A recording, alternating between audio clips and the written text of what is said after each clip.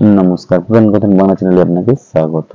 আপনারা শুনছেন দেবী পুরাণ। আজ ২৯তম অধ্যায় অর্থাৎ ৯২তম অধ্যায়। পুরাণ পাঠ শুরু করার আগে বলে রাখি, যারা আমার চ্যানেলে নতুন তারা অবশ্যই চ্যানেলটিকে সাবস্ক্রাইব করবেন এবং ভালো লাগলে লাইক, শেয়ার এবং কমেন্ট করতে ভুলবেন না। তাহলে চলুন শুরু করা যাক আজ ৯২তম অধ্যায় অর্থাৎ ৯২তম অধ্যায় দেবী পুরাণ। ইন্দ্র কহিলেন, হে প্রভু, আপনি দেবগণের প্রভু এবং বেদ বেদান্ত আপনারই পূজা করিয়াছেন। আপনি কহিলেন, দেবীকে শিব বিষ্ণুও পূজা করিয়া থাকেন। সেই সর্বস্বামী রূপিণী ভগবতী মহাদেবে কাল ও অগ্নিমূর্তিদ্বয়ে অধিষ্ঠিতা আছেন এবং যে কোনো স্থানেই তাহাকে আহ্বান করিয়া পূজা করিবে, তিনি সেই স্থানেই পূজকের মনোরথ সিদ্ধ করেন। সত্য যুগে তপ অনুষ্ঠানে, ত্রেতায় যজ্ঞ কর্মে ও দাপরে যজন ও অধ্যয়ন দ্বারা নির্বিবাদে অভীষ্ট সিদ্ধ হয়। আপনি ইতিপূর্বে একথায় সূচনা মাত্র করিয়াছেন, সম্যক প্রকাশ করেন নাই।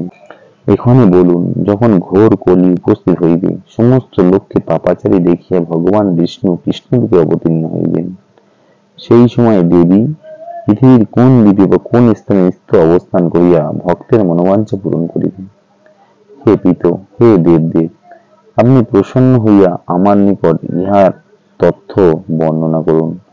ব্রহ্মা বলিলেন, হে বৎস, তুমি অতি বিজ্ঞ ও সৎ বিবেচক হইয়াও কেবল লোকহিতার্থেই সংশয় করিয়া যে জিজ্ঞাসা করিলে, তাহাতে তোমাকে বারংবার প্রশংসা করিতেছি। তুমি যে প্রশ্ন করিলে, দেবী সর্বত্রই রহিয়াছেন, তবে তাহার স্থান বিশেষে অবস্থান কিরূপ ইহা সত্য। তথাপি তিনি যে যে স্থানে নিত্য মূর্তিতে আছেন তাহা করিতেছি। যিনি ঘোড়াসুরের বিনাশের জন্য দেবগণ কর্তৃক প্রার্থিতা হইয়া বিন্ধ্যাচলে আবির্ভূতা হইয়াছিলেন, সেই দেবী তথায় নিত্য অবস্থান করিয়া ভক্তের যথাবিধি পূজা গ্রহণ করিয়া থাকেন।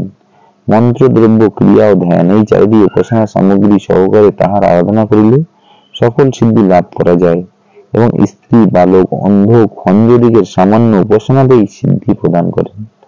হে ইন্দ্র, ঐরূপ হিমালয় পর্বতেও লোক দেবীর নন্দা নামে নিত্য মূর্তিতে দর্শন করিয়া থাকে এবং তিনি তথায় সকলের সর্বপ্রকার কামনা পূরণ করিয়া থাকেন।